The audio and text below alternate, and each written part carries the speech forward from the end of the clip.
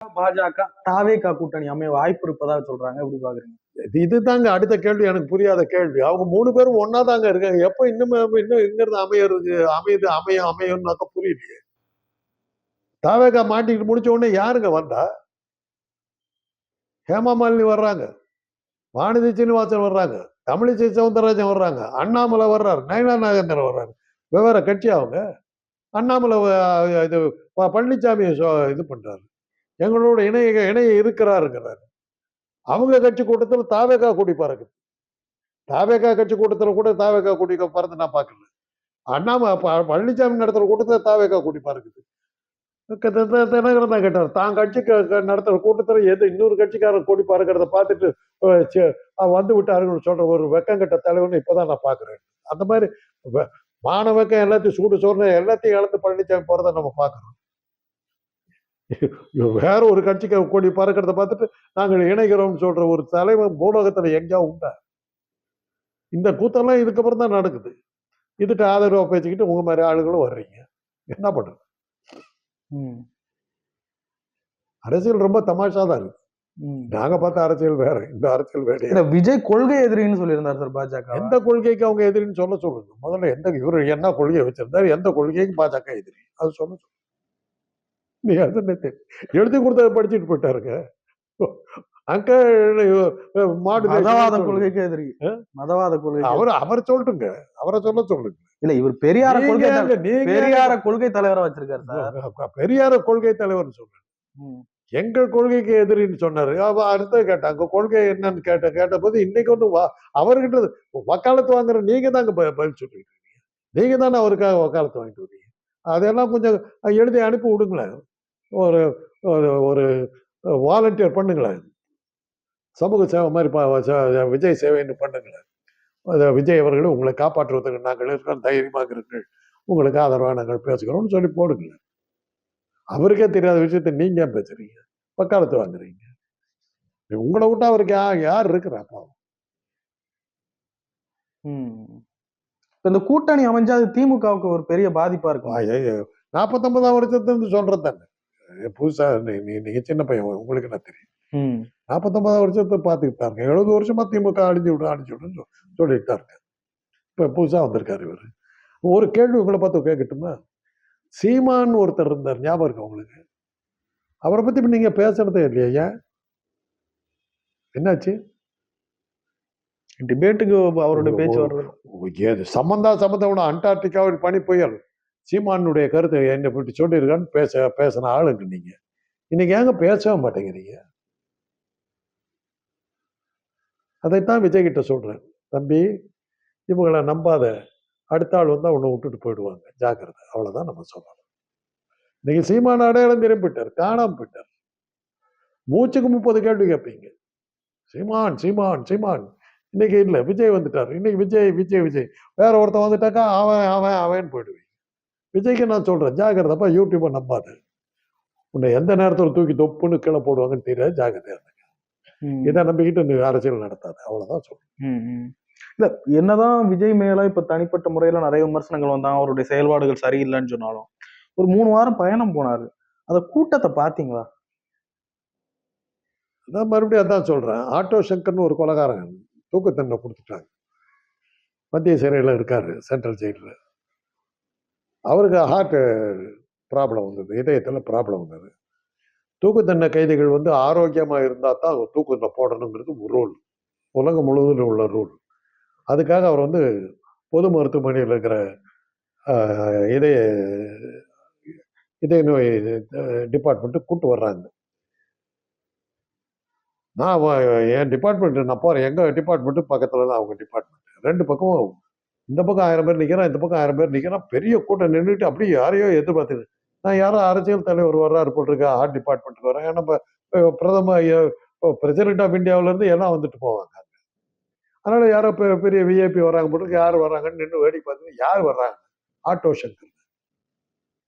2000 பேர் நின்னாங்க.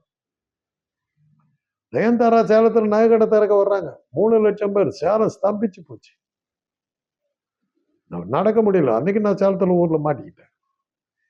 எங்க வீட்டுல இருந்து 6 கிலோமீட்டருக்கு அந்த பக்கம் கடை திறக்கிறாங்க, எங்க வீட்டுக்கிட்ட வெளியில போக முடியல. ரோட்ல பிளாக். கூட்டத்தை வச்சு நீங்க என்ன வேணாலும் சொல்லுங்க, எந்த யாருக்கு கூட்டம் வரும்? ம். அந்த கூட்டம் ஓட்டா மாறுமாங்கிறது அது. 41 பேர் இறந்ததுல நீங்க இறந்தவங்கள 15 பேர் யாரு? சின்ன பசங்க, குழந்தைகள், பெரியவங்க யாரும் இறக்கல, பெண்கள், பக்கத்து வீட்டு குழந்தைங்களாம் தூக்கிட்டு போய் ஒரு பொம்பளை செத்து போயிருக்கு. அவெல்லாம் ஓட்டு போடுற ஆளா? வேடிக்கை பார்க்க வந்த கூட்டங்க. கேட்க வந்த கூட்டமா இருந்தாக்கா அமைதியா உட்காந்து தலைவர் வர்றார், பேச வர்றார், தலைவர் வந்து விட்டார், பேச போகிறாரு. எந்த மீட்டிங்ல அவர் பேசுறது எவன் கேட்டான்? அவர் பாட்டுக்கு ஐயோ ஐயோ லோ லோ லோ லோ லோன்னு மேடையில கத்திக்கிட்டு பாரு, இவங்க பாட்டுக்கு கேட்டது தலைவா தலைவா. கூட்டம் வேடிக்கை பார்க்க வந்ததுனாலதான் ஜென்ரேட்டர் ரூம் மேல எல்லாம் ஏறிட்டு நிக்கிறான். கேட்கறது மைக்கு கிட்ட இல்ல, கேட்கறதுக்கு வந்ததா தலைவர் பேச்ச கேட்கணும் வந்திருந்தா மைக்கு கிட்ட நிற்பான். அரங்கம் ரொம்பிடுது. தலைவர் பேச்ச கேட்கணும், பேச்ச கேட்கணும் வரும், அரங்கத்துக்கு வெளியில நின்று மைக்கு கிட்ட மைக்கெல்லாம் வச்சு விட்டுருவாங்க. அங்க நின்று பார்ப்பாங்க. ஒரு வீடியோ இந்த இப்பெல்லாம் வந்து வீடியோ வச்சு விட்டுறாங்க, அங்கங்க வச்சிடறாங்க, அங்க நின்று பார்த்துக்கிட்டு இருப்பாங்க. எதையுமே செய்யலையே. ஒரு படத்துக்கு 150 கோடி ரூபாய் வாங்குறவரு 10 லட்சம் கோடி ரூபாய் வருமானம் வச்சிருக்காருங்கிறதுக்கு இதை ஏற்பாடு பண்ண தெரியாதா? அது சினிமாக்காரர், அவருக்கு தெரியாதா? மீடியா எப்படி பயன்படுத்த தெரியாதா? அவ்வளவுலாம் இருக்கட்டுங்க. அவருக்கு ஓய்பிரிவு பாதுகாப்பு போட்டு 20 போலீஸ் அங்க நிக்கிறான்லம்மா, உளவுத்துறை அதிகாரி நிக்கிறாரு. பொதுமக்களை காக்க வேண்டிய பொறுப்பு அவனுக்கு இருக்குல்ல. அவன் எங்க போனான் அன்னைக்கு? கரூர் சம்பவத்தை போது எங்க போனானுங்க அவனுக்கு? அவங்க சில பேர்னால எவ்வளவு பெரிய கூட்டத்தை கண்ட்ரோல் பண்ணாங்க. உளவுத்துறை அதிகாரி ஒன்றிய அரசால் போடப்பட்டவங்க, லோக்கல் இல்ல. அவன் பாதுகாப்பு பார்த்திருக்க வேணாம் சார்? அது கிரௌட் பெருசுங்க சார். அதுக்கு அவன் தான் அந்த இடத்துல தாங்க வரும்.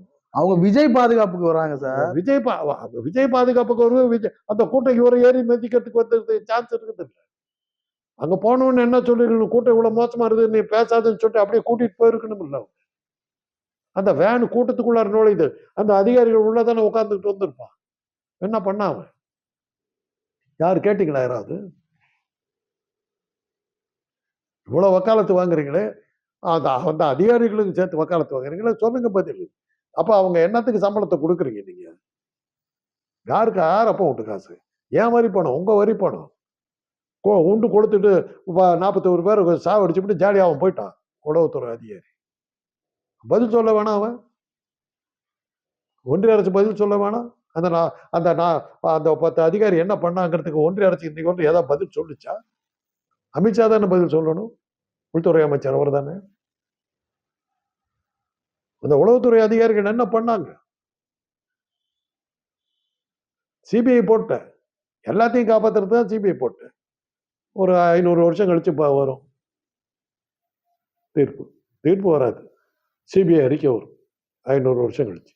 இப்போ சிபிஐ விசாரணை போயிருக்காங்க, இப்போ ஏதோ எல்லாத்தையும் ஸ்டார்ட் பண்ணியிருக்காங்க. நியாயமா வராதுன்னு நினைக்கிறீங்களா நீங்க? வரவே வராதுங்கிற நியாயம் இருக்கு, அப்புறம் இல்லை, வரவே வரப்போம். சாத்தாங்குளம் ஸ்டெர்லைட் ஆல, பொள்ளாச்சி பாலியல் வழக்கு, கொடநாடு வழக்கு, இது அக்ரிகல்ச்சர் கல்லூரி மாணவர்கள், விவசாய கல்லூரி மாணவர்கள் எதிர்த்த வழக்கு, அதோட இந்த ஒரு சேர்த்திக்க வேண்டியது. என்னைக்கு சிபிஐ வந்து அந்த கோர்ட் என்ன உத்தரவு கொடுத்துருக்குது? மாசம் அறிக்கை கொடுக்க சொல்லியிருக்க ஒழிய எத்தனை நாட்களுக்குள்ளார தீர்ப்பு இது விசாரணை முடிக்கணும்னு சொல்லலையே அவங்க.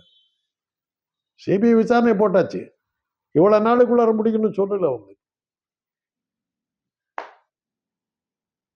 அடுத்த ஜென்மம் தான்.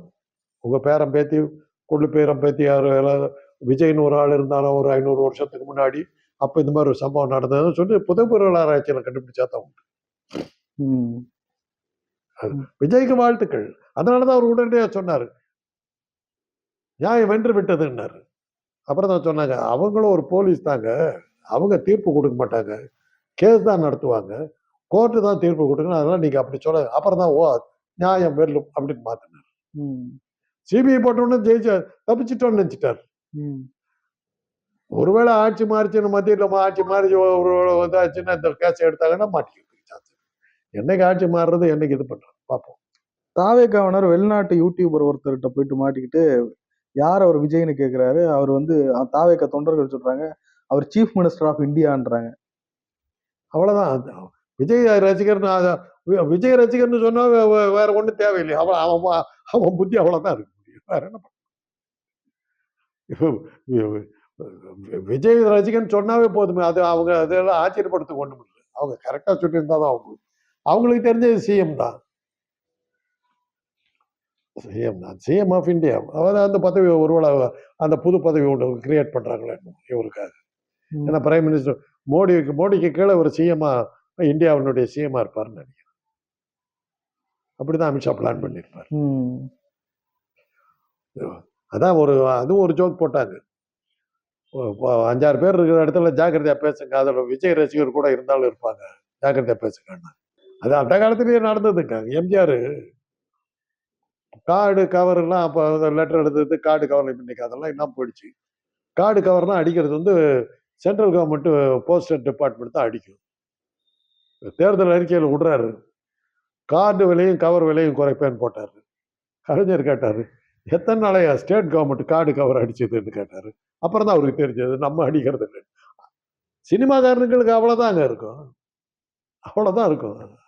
அவங்கள தலைவனா கொண்டாடுற நீங்க உங்க புத்தி அவ்வளவுதான் இருக்கும். உங்ககிட்ட நாங்க எங்க மாதிரி ஆளுங்க மாட்டிட்டு முடிக்கிறோம், அவ்வளவுதான். வேற என்ன பண்ண முடியும்? இப்போ அதிமுக தாவேகா கூட்டணியா அமைஞ்ச இது வரைக்கும் அமையாதுன்னு சொல்லிட்டு விமர்சிட்டு இருந்தாங்க. கூட்டணி திருப்பி சொல்லாதீங்க. ஒரே அணிதான், கூட்டணி எல்லாம் கிடையாது, ஒரே கட்சி தான். தேர்தல் அப்படி நின்னா தேர்தல் அவங்க எல்லாம் ஒன்னா தான் இருக்கிறாங்க. பாஜகவினுடைய நடிகர் அணி வந்து தாவேகா, முன்னாள் நடிகருடைய அணிக்கு வந்து பழனிசாமி அதிமுக, அப்புறம் வந்து அரசியல் கூட்டணி அப்படிங்கிறது வந்து ஒரு இவர் தினகரன். மகளிருக்காக வந்து ஒரு வேளை ஏற்றுக்கொள்ளப்பட்டால் சசிகலா வரலாம்.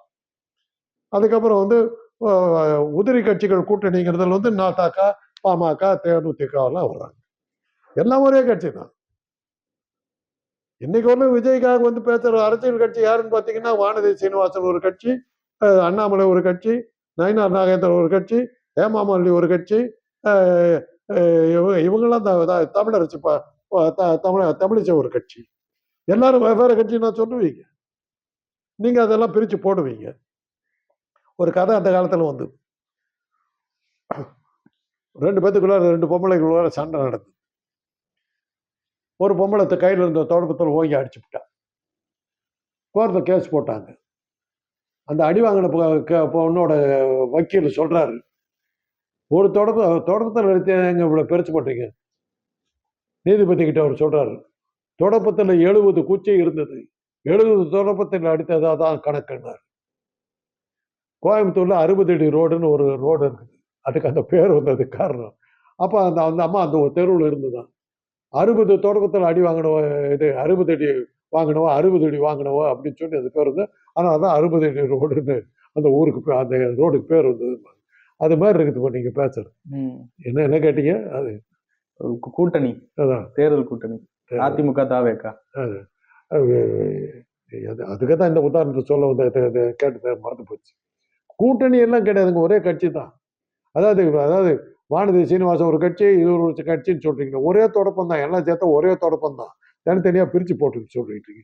இந்த கேஸ் மாதிரி தான் இருக்குது.